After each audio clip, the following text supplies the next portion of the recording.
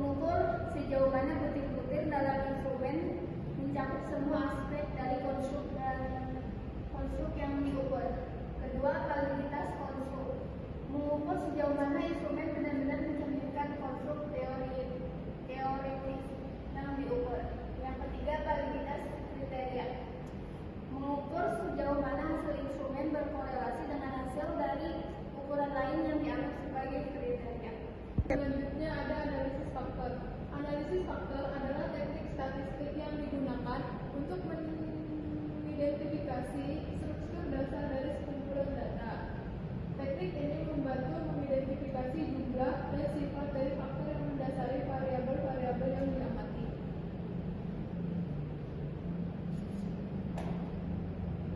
Lalu ada jenis analisis faktor. Yang pertama, analisis faktor eksploratory atau EVA, digunakan untuk mengidentifikasi struktur faktor dari sekumpulan data tanpa asumsi awal tentang struktur tersebut. Yang kedua, ada analisis faktor konfirmatory atau CFA, digunakan untuk menguji hipotesis tentang struktur faktor yang telah ditentukan sebelumnya. CFA memerlukan model teoritis yang jelas untuk diuji terhadap data yang ada. Nah, di sini ada langkah-langkah uji validitas dengan analisis faktor. Bisa dilihat di layarnya. Selanjutnya, masih dengan uji. Ini metodenya. Lalu ini hasil outputnya. Interpretasi hasil uji validitas dengan analisis faktor.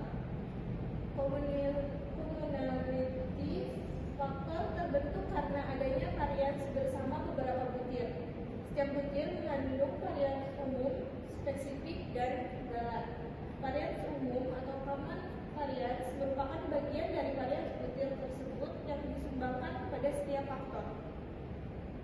Total varians umum yang disumbangkan kepada semua faktor yang disebut komunalitas yang dinotasikan dalam metode ekstraksi menggunakan prinsipal komponen analisis, maka komunalitas akan selalu satu karena metode ekstraksi ini tidak memisahkan varians umum, spesifik, dan galat.